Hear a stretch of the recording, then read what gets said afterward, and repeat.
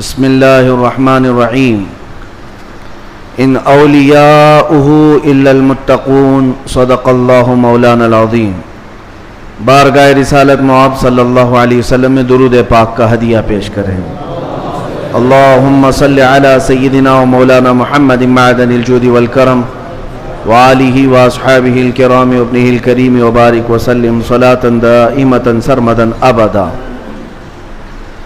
عزیزان گرامی وقار، ماہ ربیع الاخر شریف جس کو سنی ربیع الغوث کہتے ہیں، اس ماہ مبارکہ میں ہم اپنی زندگی کی سانسیں لے رہے ہیں،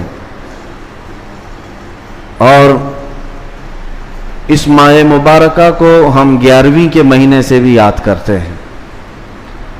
اسلامی مہینہ ہے، مہینے کا نام بہت پہلے سے ہے، لیکن اہل سنت و جماعت کے دل میں سرکار بغداد شہنشاہ ولایت غوث الاعظم دستگیر رضی اللہ تعالیٰ عنہ کی محبت ایسی رچی بسی ہے کہ اس پورے مہینے کو ہم غوث کے مہینے سے یاد کرتے ہیں، اور یہ اللہ والوں سے محبت کی علامت ہے۔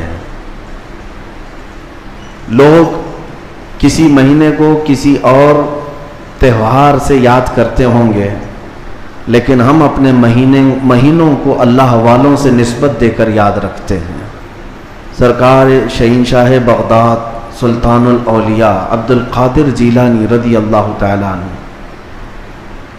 اس عظیم شخصیت کا نام ہے جس کو اللہ تبارک و تعالیٰ نے مقام محبوبیت کے ساتھ مقام غوثیت عطا فرمایا۔ اولیاء اکرام میں یہ مقام بہت کم کو ملا ہے جو سلطان الاولیاء شہنشاہ بغداد کو ملا ہے، ورنہ اولیاء میں کوئی ایسا نہیں ہے جو منبر پر کھڑے ہو کر کے یہ اعلان کرے کہ میرا قدم ہر ولی کی گردن پر ہے۔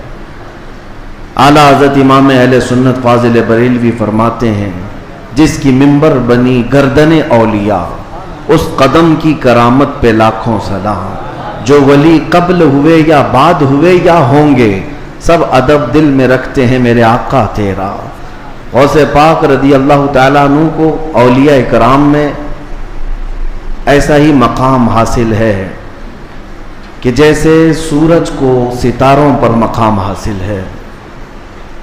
آپ کو اللہ تعالیٰ نے بچپن سے علمی شرافت کے ساتھ ساتھ خاندانی شرافت ایسی عطا فرمائی کہ آپ اپنے والد ماجد کی طرف سے حسنی سادات ہیں اور اپنی ماں کی طرف سے حسینی سادات ہیں، یعنی امام حسن مجتبیٰ ان کے دادا ہیں، امام حسین شہید کربلا نانا ہیں، جس کے دادا اور جس کے نانا دونوں جنتی جوانوں کے سردار ہوں، اس نسبت کا عالم کیا ہوگا۔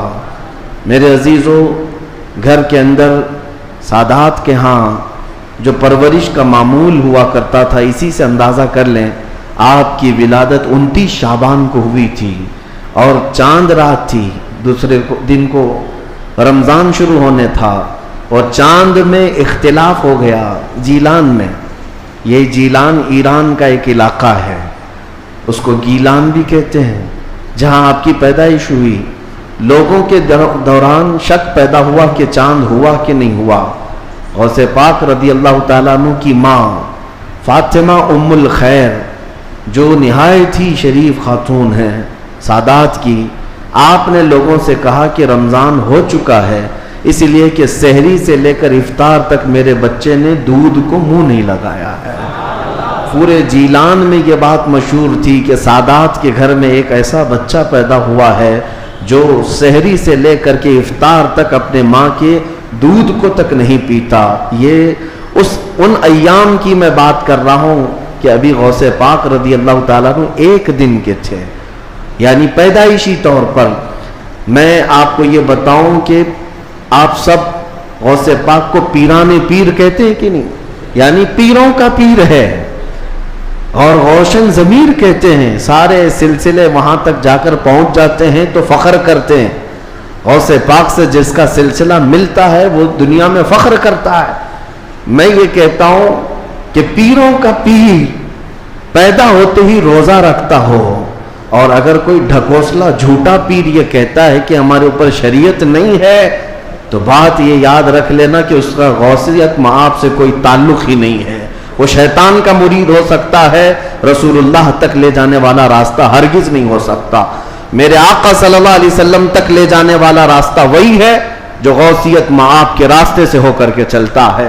پیدائشی طور پر شریعت کی پاسداری کرنے والے شیخ عبد القادر جیلانی، میرے عزیزو، آپ کو یہاں غوث پاک کی کرامات سنتے سنتے ایک کسوٹی بھی حاصل کر لینا چاہیے کہ ہر پیر کو پرکھ کر کے دیکھو، شریعت کے سانچے میں اترتا ہے تو وہ مرشد ہے، اور شریعت سے ہٹ جاتا ہے تو پھر وہ شیطان کا پھندا ہے. اس بات کو ہمیشہ یاد رکھیں. اگر کوئی اپنے گھر میں بیٹھ کر کے کہتا ہے کہ ہمارے لیے نماز نہیں، ہم تصور کی نماز پڑھتے ہیں، ہم تصور کی نماز پڑھتے ہیں، اور ہماری نماز تو مکہ میں ہوتی ہے، مدینے میں ہوتی ہے، تو کھانا یوں کیوں کھاتے ہیں، یہاں کیوں کھاتے ہیں؟ مریدوں کے سامنے تو سب چیزیں چلتی ہیں، اور نماز مکے میں ہوتی ہے، مدینے میں ہوتی ہے، نماز چھوڑ کر بیٹھے ہیں. ایک بات یاد رکھ لیں کہ سارا طریقت کا سلسلہ صرف قوالی سننے کا نام نہیں ہے.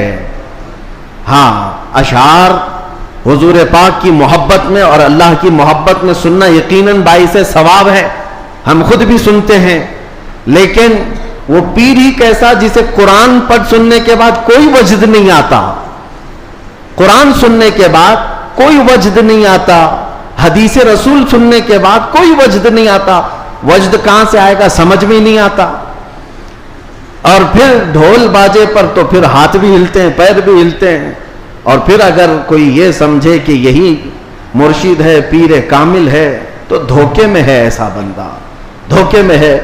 وہ غوث پاک رضی اللہ تعالیٰ عنہ جن کی کرامات بیان کرنے کے ساتھ ساتھ ہم یہ بھی بیان کرتے ہیں کہ 40 سال آپ کے ایسے گزرے ہیں کہ صرف ایک انگور کے دانے سے آپ نے سحری کی ہے اور ایک آدھا گلاس پانی پر آپ نے افطاری کیا ہے. اتنے سال تک روزہ رکھے ہیں. ان میں کئی سال ایسے آئے ہیں کہ پوری رات بھر شیخ عبد القادر جیلانی کھڑے ہو کر کے نماز پڑھتے رہے. ان اولیاء کے لیے جن کے مجمع میں 70,000 سے کم کا کبھی مجمع نہیں ہوتا تھا، نماز معاف نہیں ہوئی، روزہ معاف نہیں ہوا، تو آج کے جانور نما کسی ایسے ڈھکوسلے بابا کے لیے نماز کیسے معاف ہو سکتی ہے، یا روزہ کیسے معاف ہو سکتا ہے؟ اس بات کو ہمیشہ ذہن نشین کر لیں. شریعت میرے مصطفیٰ کی ہے، اور نبی پاک صلی اللہ علیہ وسلم کی شریعت سب سے اوپر ہے. اس کے بعد ہی کوئی مقام مل سکتا ہے. اسی لیے اعلیٰ حضرت کی بات سنو، فرماتے ہیں بخدا خدا کا یہی ہے در.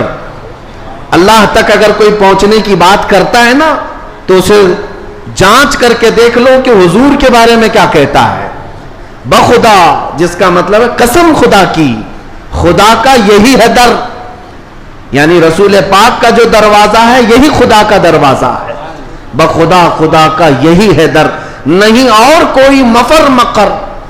حضور کو چھوڑو گے تو نہ بھاگنے کی جگہ ہے نہ ٹھہرنے کی جگہ ہے، کہیں نہیں اور کوئی مفر مقر.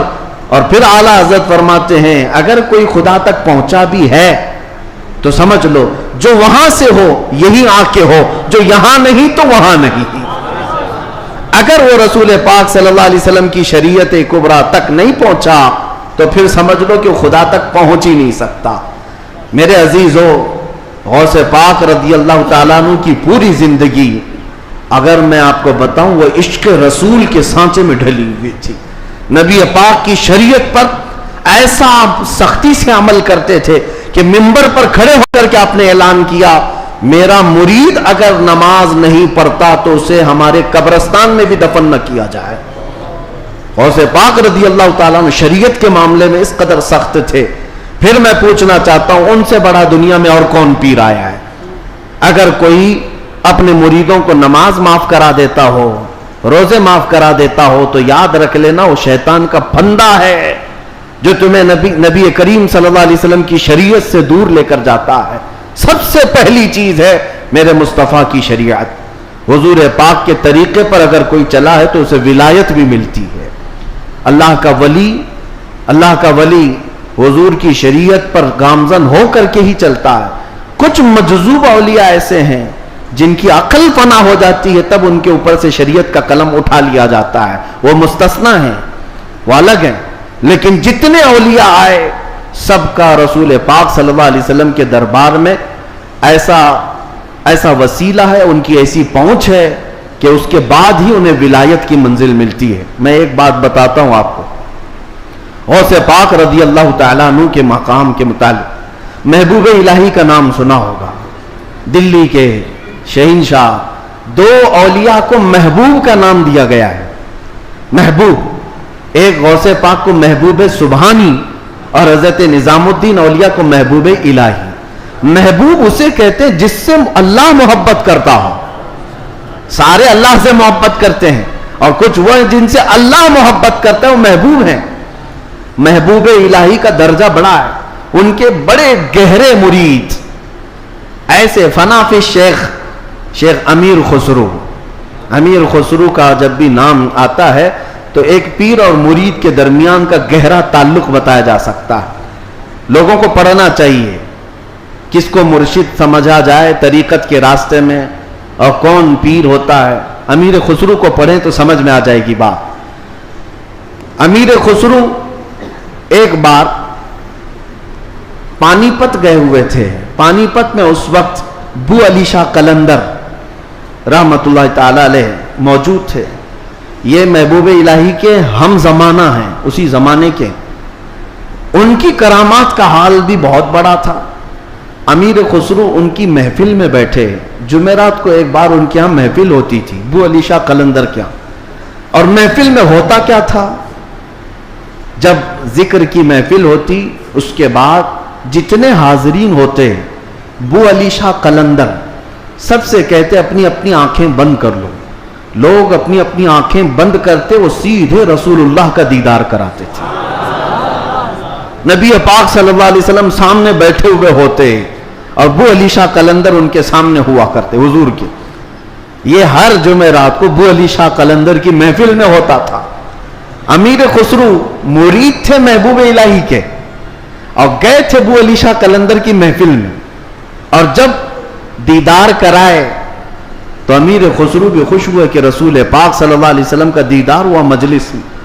لیکن بات اتنی ہوئی، آنکھیں کھولنے کے بعد بو علی شاہ قلندر امیر خسرو کو یوں کہتے ہیں، خسرو میں تو رسول اللہ کی مجلس میں تجھے لے گیا، تیرا پیر تو وہاں کہیں نظر نہیں آیا، تیرا پیر وہاں پر نظر تو نہیں آیا.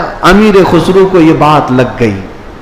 میں میرا مرشد میرے پیر کا مقام بلند سمجھتا ہوں، لیکن حقیقی بات ہے کہ حضور کے دربار میں جب میں تصور میں حاضری دیا، محبوب یہ بو علی شاہ قلندر بھی تھے اور بھی اولیاء تھے، لیکن میرے پیر تو نظر نہیں آئے. وہ غمگین حالت میں اپنے پیر کے پاس آئے، اپنے مرشد کے پاس. محبوب الہی سے کہتے ہیں آج میں محفل میں گیا اور انہوں نے فارسی ایک کلام لکھایا ہے، شب جائے کہ من بودم، بہت مشہور کلام ہے امیر خسرو کا. اس واقعے کے بعد انہوں نے لکھا تھا. پہلے پورا واقعہ کیا ہوا وہ میں بتاتا ہوں. محبوب الہی کے پاس روتے ہوئے کھڑے تھے. بو علی شاہ قلندر نے رسول اللہ کا دیدار کرایا، لیکن ساتھ میں انہوں نے مجھے تانا مارا کہ تمہارا پیر تو محفل میں نظر نہیں آیا. محبوب الہی نے کہا کہ پھر سے جاؤ محفل میں، پھر سے جاؤ محفل میں. بو علی شاہ قلندر کے دیدار ہو رہا ہے اور اچھی بات ہے. کہا آپ نہیں ہیں اس محفل میں کیسے جاؤں. محبوب الہی نے تھپک کر کہا خسرو بو علی شاہ قلندر سے مت پوچھنا، جب وہ دیدار کرائیں رسول اللہ کا تو خود رسول اللہ سے پوچھنا میرا پیر کہاں. اولیاء بہت سارے بیٹھے ہیں، محبوب الہی کہاں ہیں. تو میر خسرو گئے. اب کی بار جو محفل سجی اور جب آنکھ بند کرنے کا حکم ہوا، امیر خسرو نے آنکھ بند کی، دیدار ہوا میرے مصطفیٰ کا. اولیاء کرام کی مجلس تھی. خسرو کہتے ہیں میں آگے بڑھا، نبی کونین صلی اللہ تعالی علیہ وسلم کے دربار میں دست بستہ عرض کیا یا رسول اللہ اولیاء کی محفل ہے، یہاں پر میرے مرشد نظام الدین اولیاء نظر نہیں آتے. نبی پاک نے فرمایا ایک منزل اوپر چڑھ جا، ایک منزل اوپر چڑھ جا.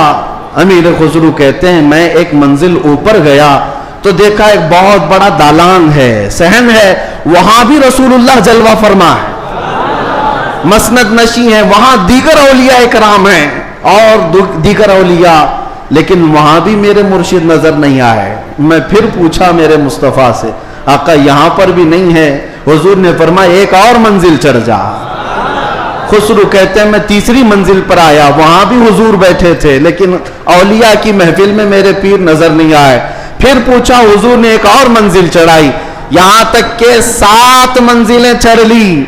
امیر خسرو کہتے ہیں اب اوپر جیسے جیسے جاتا تھا مجمع کم ہوتا جاتا تھا، تھوڑے تھوڑے سے رہ جاتے تھے۔ 6ٹھی منزل پر آیا، جب بھی میں اپنے مرشد کو نہیں پایا، پریشان ہو کر پوچھا تو کہا ایک اور منزل چڑھ جا۔ اوپر گیا تو وہاں مصطفیٰ کریم صلی اللہ علیہ وسلم مسند نشین ہیں، مسند نشین ہیں، بس 3 لوگ بیٹھے ہوئے ہیں، دائیں ایک بزرگ ہیں، بائیں ایک بزرگ ہیں، اور بالکل سامنے محبوب الہی بیٹھے ہوئے ہیں۔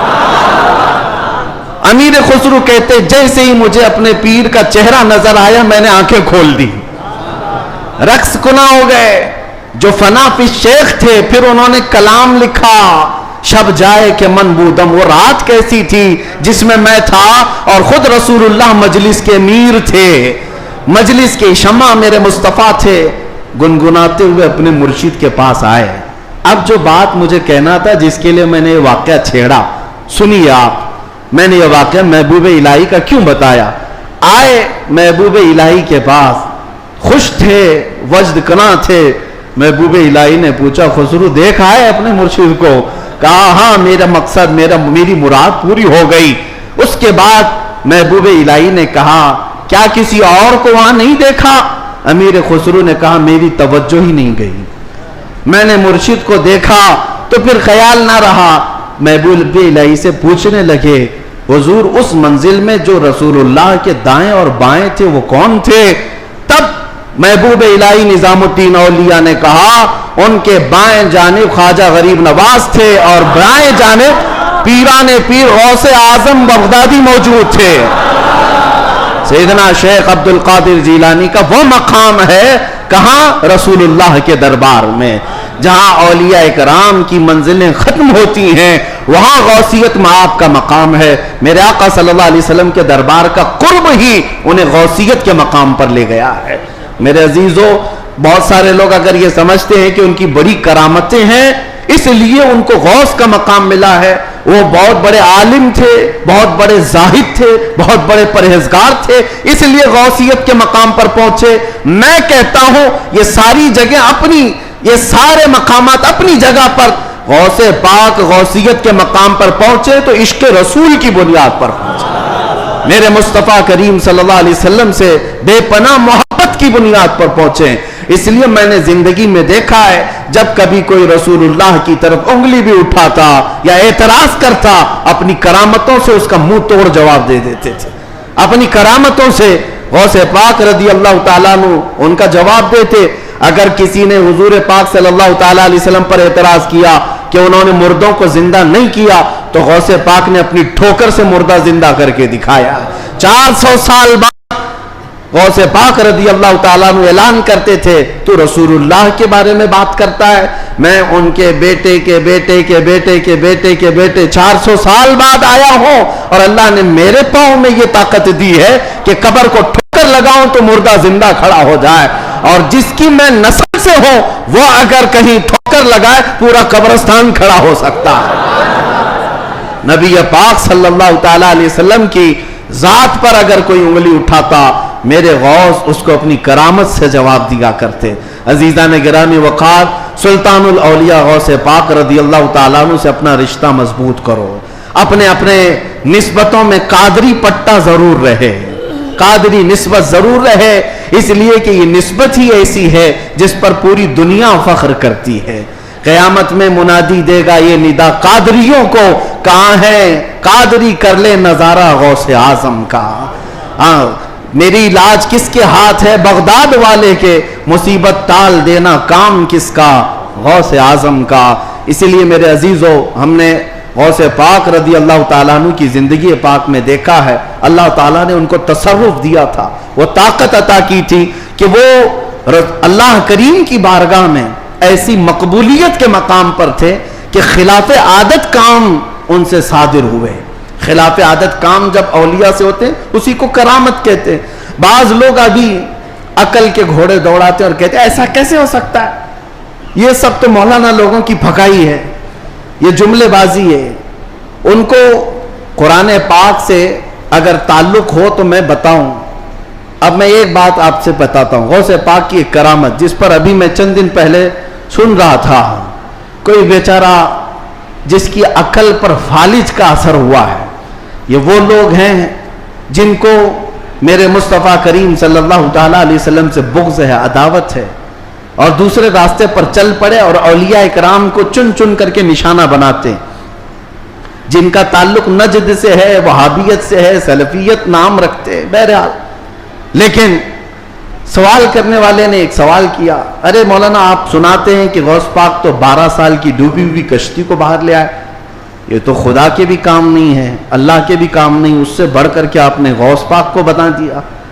میرے عزیزوں میں آپ کو بتاتا ہوں بات ہوئی کیا تھی. دریا کے کنارے سے آپ کا گزر ہو رہا تھا, ایک بوڑھی عورت کو روتے ہوئے دیکھا. مرید سے پوچھا پوچھو اس کو کیا بات ہے, کیوں روتی ہے. معلوم کیا تو پتہ چلا کہ اس خاتون کا اکلوتا بیٹا تھا, بڑے نازوں سے پالا تھا. اس عورت نے شادی کی, برات آ رہی تھی اور کشتی جو ہے دریا میں غرق ہو گئی, ڈوب گئی, باہر نہ آ سکی. مشہور کرامت ہے غوث پاک کی. تو وہ ڈوب گئی اور اس بوڑھی عورت کا دل تو ماں کا ہے, بیٹے کے یاد میں روز آتی ہے, روتی ہے اور شام واپس چلی جاتی ہے, روز روتی ہے. غوث پاک رضی اللہ تعالیٰ عنہ کو اس پر رحم آیا. اللہ کریم کی بارگاہ میں سفارش کی, اے رب کریم تو نیست سے ہست کرنے والا, تو پانی کے قطرے سے پورا انسان بنانے والا, تو راکھ کے ڈھیر کو بھی اگر چاہے تو زندہ انسان کھڑا کر دے. مولا قادر مطلق ہے, اس خاتون پر رحم فرما اور اس کا بیٹا واپس لوٹا دے. غوث پاک کی دعا چل رہی تھی. تھوڑی دیر دیکھنے کے بعد دریا میں ایک بھونچال سا, طوفان سا آیا. پانی کے اندر ایک عجیب سی سرسراہٹ ہوئی. تھوڑی دیر کے بعد دیکھا تو ایک کشتی برآمد ہوئی. غوث پاک نے صرف اس خاتون کے بیٹے کی زندگی مانگی تھی, مگر صدقے میں اللہ نے پوری برات کی زندگی لوٹا دی. پوری برات واپس آ گئی اور وہ خوشی خوشی غوث پاک رضی اللہ تعالیٰ عنہ کا شکر کرتے ہوئے گھر گئے. 12 سال کے بعد مچھلیاں کھا گئی ہوں گی, کشتی کے پرزے ختم ہو گئے ہوں گے, لیکن رب ذوالجلال قادر مطلق ہم ان لوگوں کو یہی تو کہتے ہیں جو جلا کر کے سمجھتے ہیں کہ اب کوئی نہیں اٹھا سکتا ان کو, راکھ پانی میں بہا کر کے سمجھتے ہیں کہ اب ان کا حساب کتاب نہیں ہو سکتا. ارے عقل کے اندھو, جس رب ذوالجلال نے ایک نطفے سے تمہارا پورا انسانی شکل بنایا ہے, تم 1000 بار جلا کر راکھ کر دو, رب ذوالجلال قادر مطلق ہے, وہ دوبارہ زندہ فرمائے گا حساب لینے کے لیے. تو کشتی دوبارہ واپس آئی. غوث پاک رضی اللہ تعالیٰ عنہ کی اس کرامت پر ایک دو نہیں ہزاروں لوگ اسلام میں داخل ہوئے تھے, ہزاروں لوگ اسلام میں داخل ہوئے. اب جو صاحب ہیں انہوں نے کہا کہ ایسا کیسے ہو سکتا ہے, ایسا کیسے ہو سکتا ہے. ہر جگہ اگر تم عقل کے گھوڑے دوڑاؤ گے تو یہی سوال کرو گے ایسا کیسے ہو سکتا ہے. اگر تمہاری عقل میں بات نہیں آتی تو سمجھ لو اسی کو کرامت کہتے ہیں, اسی کو کرامت کہتے ہیں. تم اور ہم بھی کر سکتے تھے تو پھر غوث کی کرامت کا مطلب ہی کیا ہے. تم بھی غوث ہوتے, ہم بھی غوث ہوتے. کرامت ہے جو عقل میں نہیں آئے گی. اور قرآن سے اگر دلیل مانگتے ہو, سنو, سلیمان علیہ السلام نے اپنے دربار میں ایک بار اعلان کیا تھا, کون ہے جو سبا بلقیس کا تخت یہاں پر لے آئے گا. سلیمان علیہ السلام فلسطین میں بیٹھے ہوئے ہیں اور سبا بلقیس کا تخت یمن میں ہے.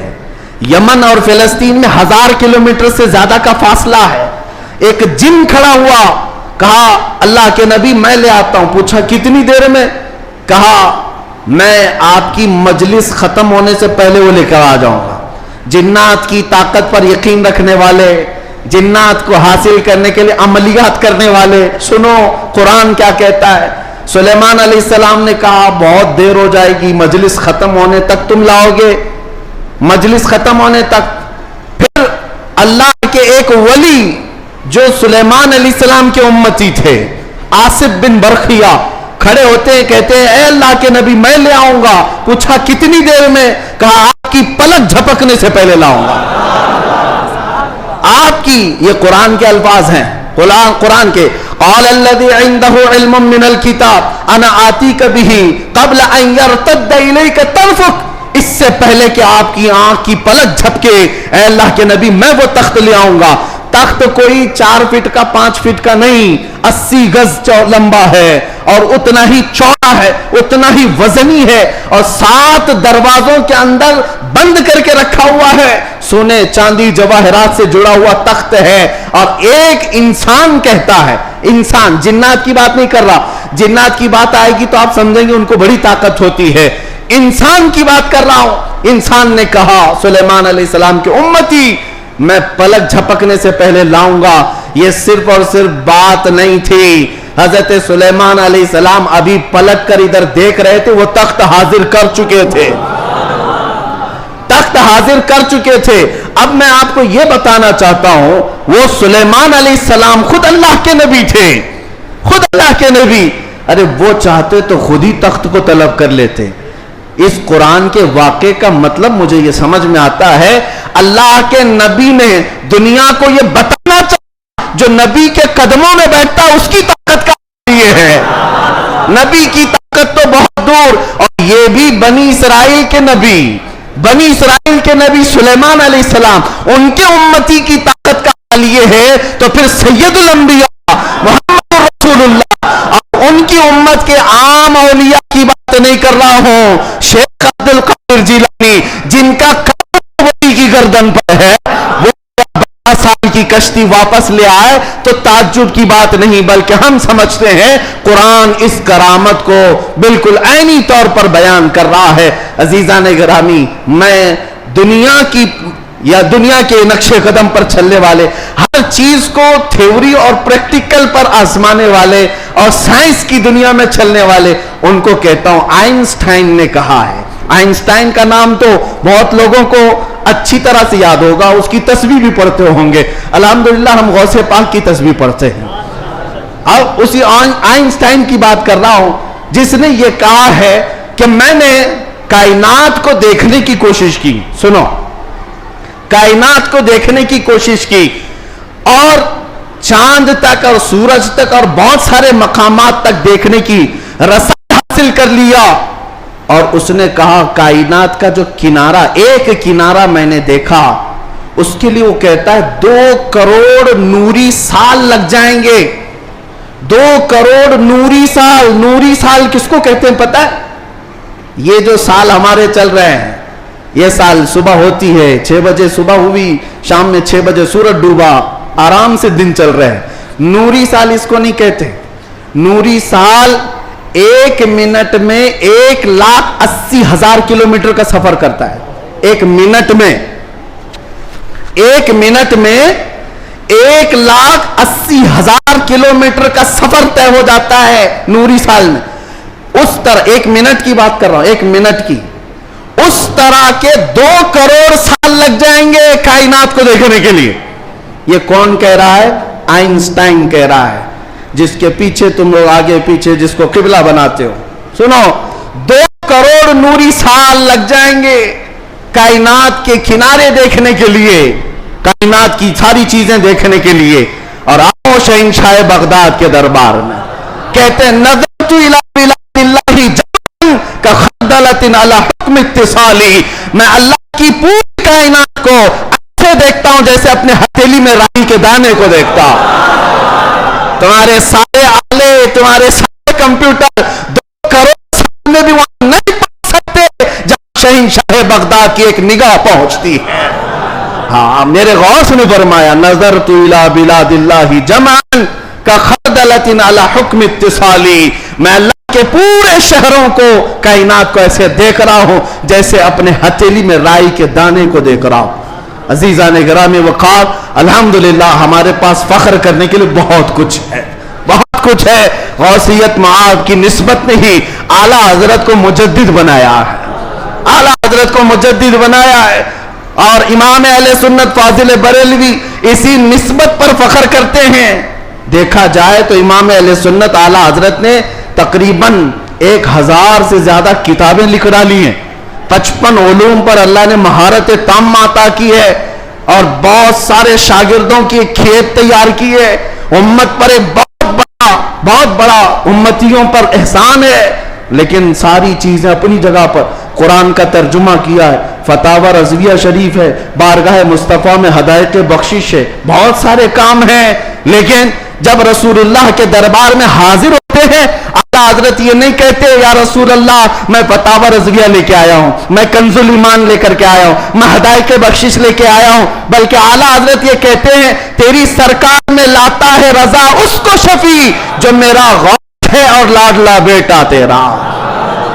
نسبت کے لیے بھی بارگاہ مصطفیٰ میں اعلیٰ حضرت نے اگر کسی بات پر فخر کیا ہے تو غوثیت کی نسبت پر فخر کیا ہے. یا رسول اللہ تیری سرکار میں لاتا ہے رضا اس کو شفیع جو میرا غوث ہے اور لاڈلا بیٹا تیرا. یقیناً میرے عزیز و کرامات سنانے کا وقت جمعہ کے چھوٹے وقت میں نہیں ہوتا, ورنہ میں بہت ساری چیزیں سناتا. الحمدللہ غوثیت معاب شہنشاہ بغداد پیر پیراں امیر میراں, جس کی نسبت الحمدللہ چھوٹوں کو بڑا بنا دیتی ہے اور ادنا کو اعلیٰ بناتی ہے. الحمدللہ ابھی حاضری سے میں آیا اور حاضری کے بعد دل میں یہ احساس ہوتا ہے. ایک بزرگ وہاں پر ملاقات جن سے ہوئی, وہ عربی اور علوی سادات میں سے ہیں, عمر کافی ہو چکی. انہوں نے مجھے مل کر کے ہاتھ پکڑ کر کے کہا آؤ میں تمہاری حاضری کراتا ہوں. غوث پاک رضی اللہ تعالیٰ عنہ کے دربار میں تقریباً 55 سال سے, اور بڑی ان کی یعنی بڑے معاملات ہیں. بہرحال میں مختصر ہی عرض کرتا ہوں کس لیے میں بات کہہ رہا ہوں. انہوں نے کہا غوث پاک رضی اللہ تعالیٰ عنہ ہر حاضر ہونے والے کو کچھ نہ کچھ دے کر بھیجتے ہیں, اور اللہ کریم تمہارے مستقبل میں بہت کچھ تجھے عطا کرے. دعا کیا. ہم نے کہا کہ یہاں کی اتنے بڑے دربار میں بڑے بڑے حاضر ہوتے, میری کیا حیثیت ہے, مجھے یہاں پر میری کیا حیثیت ہے, کیا مقام ہے. ایک جملہ انہوں نے کہا جس سے سینہ چوڑا ہو گیا. کہا یہاں پر سب اچھے نہیں آتے, بلکہ غوث پاک تو چوروں کو بھی کتب بناتے ہیں. برا ہو تو کیا ہوا, نسبت بھلی ہے یا غوث, تجھ سے در سے سگ اور سگ سے ہے مجھ کو نسبت, میری گردن میں بھی ہے دور کا ڈورا تیرا. اعلیٰ حضرت یہی فرماتے ہیں جن کتوں کے گلے میں پٹا ہوتا ہے ان کتوں کو میونسپلٹی والے نہیں لے جاتے, نہیں لے جاتے اور نہ ہی انجیکشن مارتے ہیں. کیوں؟ یہ علامت ہے کہ کسی کا پالا ہوا ہے, اور گلے میں پٹا نہ ہو تو اٹھا کر لے جائیں گے. بہت زیادہ شور مچاتے ہیں یہ کتے, ان کو لے جاؤ. جن کتوں کے گلے میں پٹا ہے انہیں چھوڑ دیا جاتا ہے کہ مالک ہے اس کا کوئی. اسی لیے اعلیٰ حضرت فرماتے ہیں اس نشانی کے جو سگ ہیں نہیں مارے جاتے, میری گردن میں بھی ہے, حشر تک میرے گلے میں رہے پٹا تیرا. ہمارے گلے میں غوث پاک رضی اللہ تعالیٰ عنہ کی نسبت کا پٹا ہے. انشاءاللہ العزیز کوئی اور دوسرا ہمیں اچک نہیں لے جائے گا, اتنا یقین ضرور ہے, اتنا یقین ضرور ہے. اور مجھے ایک بات یہ بھی یاد آئی کہ ایک صاحب نے کہا, وہ دوسرے ملک کے ہیں, ہمارے پڑوسی ملک کے ہیں, اور انہوں نے کہا کہ ہمارے ہاں حالات تو سب اپنے حساب کے ہیں, پھر بھی بہت ساری چیزیں ڈر لگتا ہے, سہمتے ہیں. آپ ایسے نرغے میں ہیں پھر بھی بول رہے ہیں, اچھی بات ہے. ایسی جگہ پر آپ ہیں جہاں کے حالات ہم دور سے سنتے ہیں, بڑے ڈینجر ہیں, لیکن بول رہے ہیں. میں نے کہا آپ نے سنا نہیں اعلیٰ حضرت نے کیا فرمایا؟ اعلیٰ حضرت نے یہ فرمایا کیا دبے جس پہ حمایت کا ہو پنجہ تیرا. ایسا آدمی کیوں ڈرے گا, ایسا آدمی کیوں ڈرے گا جس پر پنجہ غوث پاک کا ہوگا. کیا دبے جس پہ حمایت کا ہو پنجہ تیرا, شیر کو خطرے میں لاتا نہیں کتا تیرا. غوث پاک کا جو کتا ہے وہ شیر کو بھی پرواہ نہیں کرتا. الحمدللہ ہم غوث پاک کے دربار کے کتے ہونے پر فخر کرتے ہیں.